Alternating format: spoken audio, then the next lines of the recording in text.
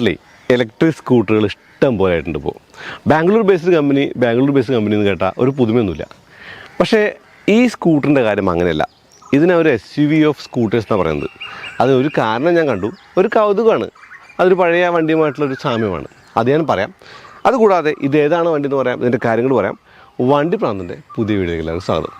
2021 river എന്ന company Bangalore സ്ഥാപിക്കപ്പെടുന്നത്.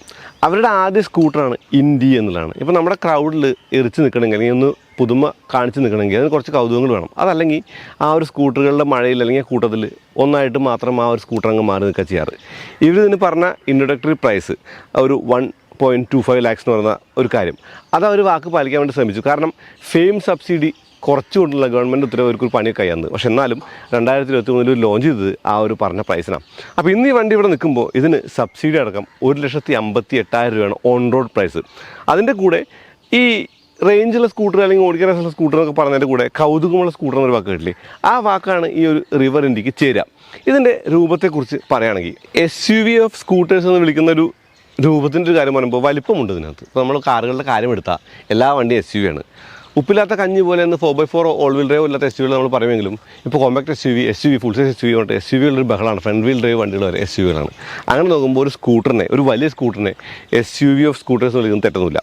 ഇതിൻ്റെ ഒരു രൂപത്തിൻ്റെ ഒരു കാര്യം എന്ന് പറയുമ്പോൾ നമ്മൾ റോട്ടിൽ കണ്ട വണ്ടികളുമായിട്ട് വലിയ സാമ്യമില്ല. വലിയ സാമ്യം എന്ന് പറഞ്ഞാൽ തീർത്തും സാമ്യമില്ലാത്ത ഒരു കാര്യമാണ്. എൻ്റെ ഒരു റാഡിക്കലായിട്ടുള്ള ഡിസൈനുകളോട് ഇഷ്ടം നിങ്ങൾക്ക് അറിയാവുന്നതാണല്ലോ. ഞാൻ കിയയുടെ സീറോസൊക്കെ വളരെയധികം ഇഷ്ടപ്പെട്ട വണ്ടിയാണ്. അങ്ങനെ കുറേ വണ്ടികൾ ഇപ്പോൾ XUV500 ആദ്യം ഇറങ്ങിയപ്പോൾ വാവ് എന്ന് പറഞ്ഞ ആളാണ്. അപ്പോൾ അങ്ങനെ എനിക്ക് തീർത്തും ഇഷ്ടപ്പെട്ട ഒരു രൂപഭംഗി ഈ റിവർ ഇൻഡിക്കുണ്ട്.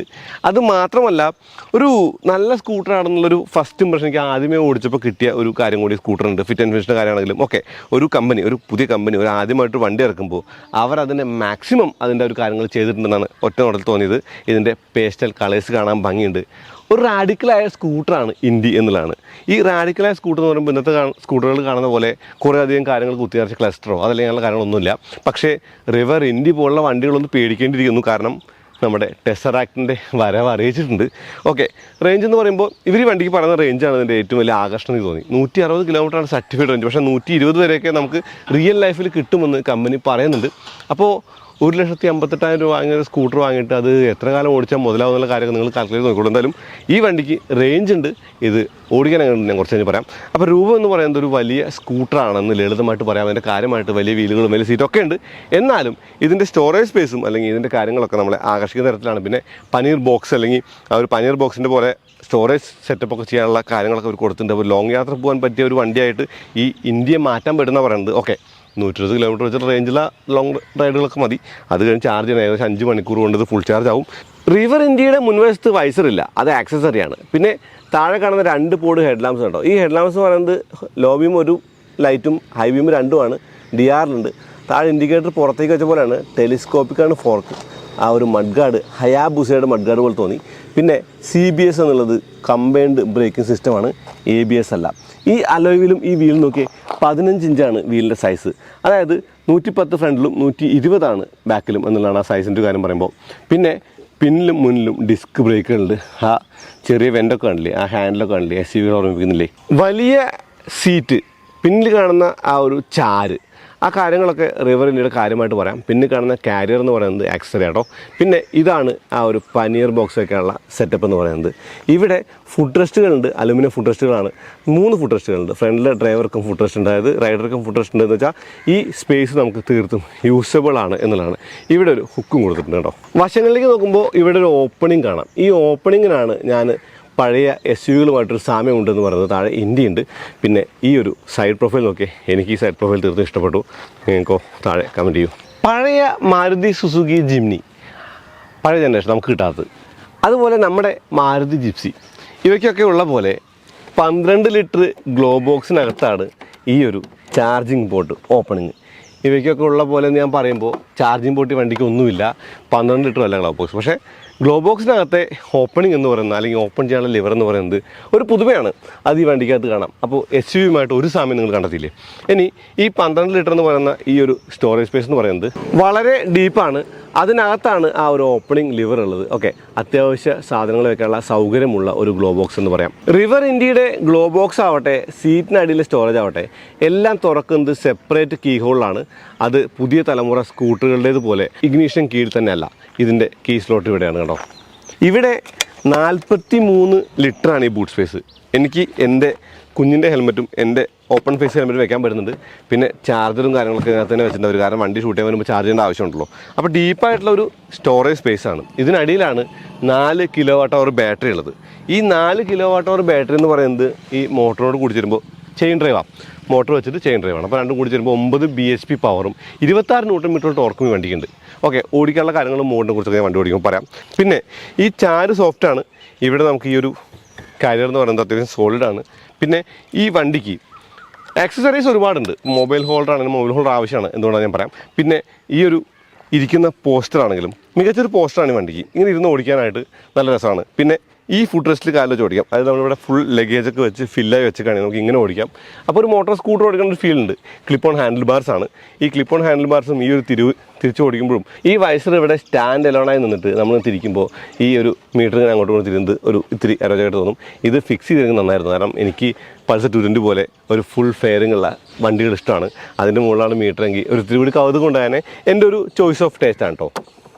ഇവിടെ ആ ഒരു ചാർജിങ് പോർട്ട് ഉണ്ടോ? ഈ ചാർജിങ് പോർട്ട് എന്ന് പറയുന്നത് വട്ടത്തിലുള്ള വലിയ ചാർജിങ് പോർട്ടാണ്. ഇതിനകത്ത് ഒരു ഫ്ലാപ്പൊക്കെ കൊടുത്തിട്ടുണ്ട്. പിന്നെ ഇതങ്ങ് അടയ്ക്കും ചെയ്യാം.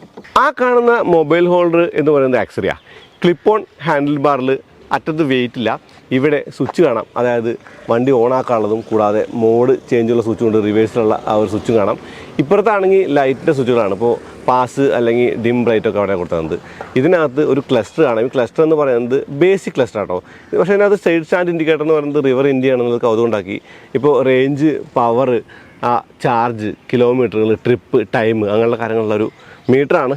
ഈ മീറ്റർ ക്ലസ്റ്റർ എന്ന് പറയുന്നത് ഇത്രയും ലളിതമായതുകൊണ്ടാണ് ഈ മൊബൈൽ ഹോൾഡർ എന്ന് പറയുന്നത് ആവശ്യമാണെന്ന് ഞാൻ പറഞ്ഞത്. കാരണം 10x10 നാവിഗേഷനോ അല്ലെങ്കിൽ നാവിഗേഷൻ്റെ കാര്യങ്ങളൊന്നും തന്നെ ഈ ഒരു ക്ലസ്റ്ററിലില്ല. പക്ഷേ നമുക്കതെല്ലാം മൊബൈൽ ഹോൾഡർ വെച്ച് യൂസ് ചെയ്യാം. ഇവിടെ കൊടുത്ത ഈ ഗ്രേ ഫിനിഷ് മികച്ചതായിട്ട് തോന്നി. നല്ല രസമുള്ള ഗ്രേ ഫിനിഷാണ്. പിന്നെ ഈ ഡിസ്ക് ബ്രേക്കുകൾ, 2 ഡിസ്ക് ബ്രേക്കുകളുടെ കാലിപ്പർ ഹാൻഡിൽ കാണാം. 2 ഡിസ്ക് ബ്രേക്കുകളാണ് ഈ വണ്ടിക്കുള്ളത് കേട്ടോ. കണ്ടോ? എനിക്ക് സ്വിച്ചിൻ്റെ ക്വാളിറ്റി, ഹാൻഡിൽ ബാറിൻ്റെ ക്വാളിറ്റി, ഡിസ്ക് ബ്രേക്കിൻ്റെ ആ ഒരു കാലിപ്പറിൻ്റെ ക്വാളിറ്റി എല്ലാം ഇഷ്ടപ്പെട്ടു. ഈ ക്ലിപ്പ് ഓൺ ഹാൻഡിൽ കാണാനും ഭംഗിയുണ്ട്. മിററുകൾ ചെറുതാണെങ്കിലും നല്ല ഭംഗിയുള്ള മിററാണ് എന്നുള്ളതാണ്. ഇവിടെ നോക്കിയേ. അപ്പോൾ ആ കീ ഹോളും അല്ലെങ്കിൽ കാര്യങ്ങളൊക്കെ കാണാം. കീ ഹോളിൻ്റെ ആ ഒരു പൊസിഷനിങ്ങും ആ ഒരു ഹാൻഡിൽ ബാറിൻ്റെ ആ ഒരു സെറ്റപ്പും ഒക്കെ ഇവിടെ നോക്കിയാൽ കാണാൻ പറ്റും കേട്ടോ. റിവർ ഇന്ത്യയുടെ പിൻവശത്തെ ലൈറ്റിൻ്റെ ഡിസൈൻ എനിക്ക് ഇഷ്ടപ്പെട്ടു.